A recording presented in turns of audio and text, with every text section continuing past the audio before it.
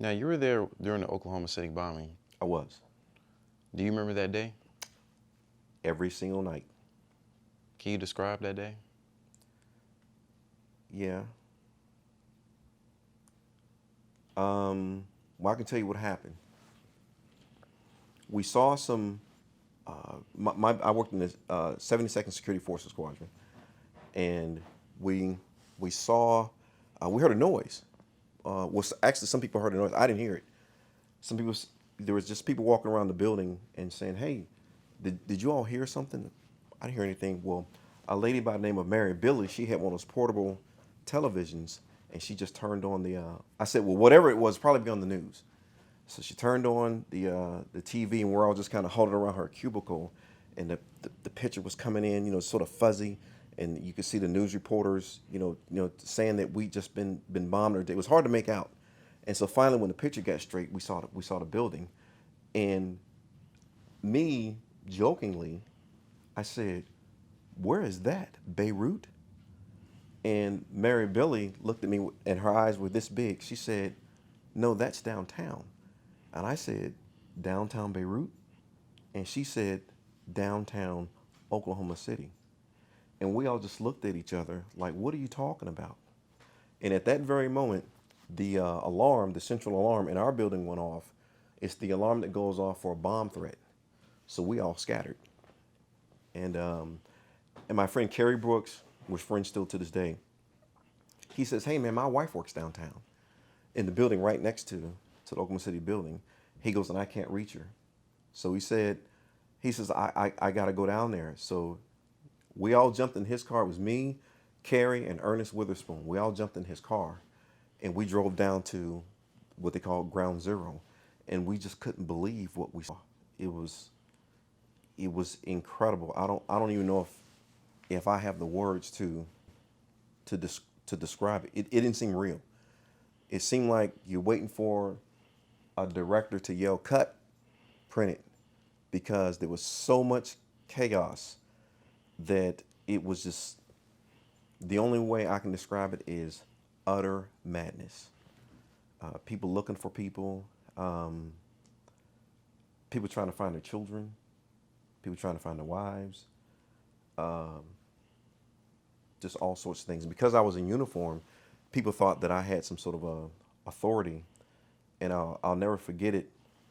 This individual came up to me, and he's holding a picture of his sons, and he says, "Can you help me find my sons?"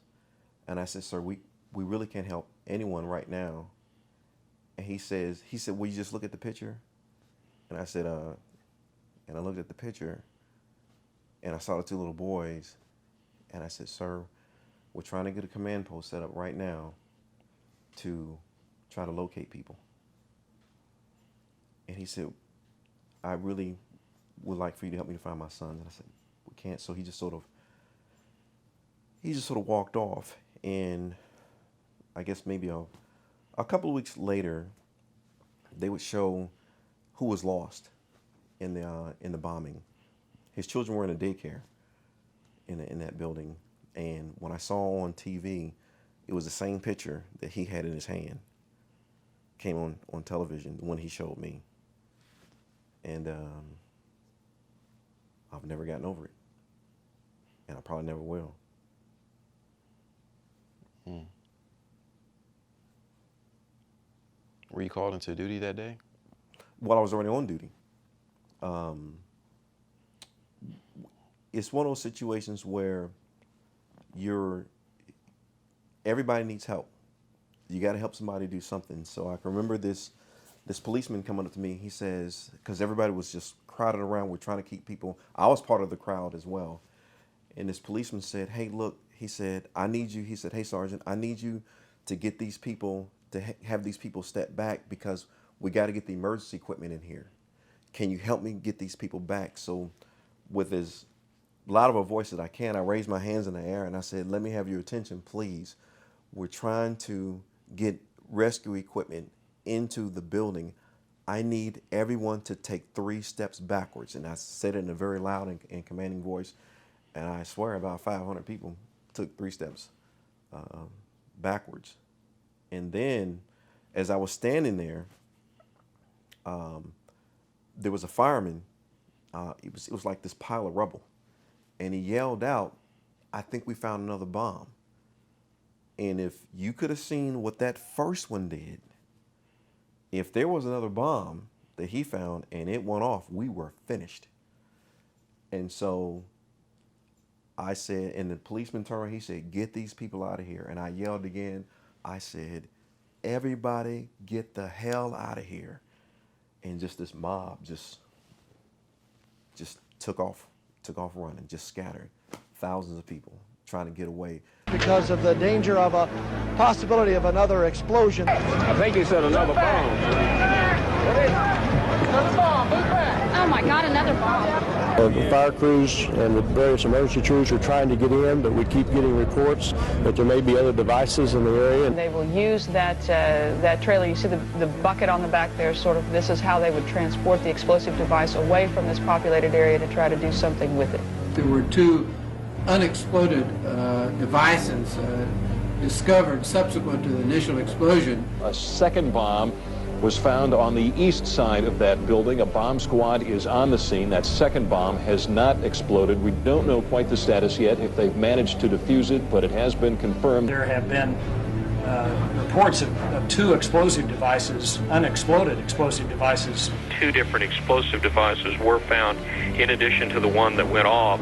Just an hour after the initial explosion, downtown Oklahoma City was shaken up again with word of another bomb, or maybe two. They've had to back off a couple times because they found, I guess, 2 or 3 other bombs, or at least explosive devices down there that they've had to defuse. They shut down our operation for about 20, 30 minutes because of that, and that was very frustrating because we were right at the point where we had people and we had to leave them. The first bomb and defused. The Oklahoma City bombing was one of the first big stories that I covered, and it was just shocking to know it was an inside job and to know that the media was involved in the cover-up and that the mainstream television stations there in Oklahoma City knew what had really happened. And then years later, I was able to actually talk to some of those reporters, and they discussed how they were told to shut up. I mean, it just showed how people were so willing to be part of the cover-up just because the truth was so frightening. And that's really why we become so enslaved, is that we just give in to the lies, and they start little, but they get bigger and bigger.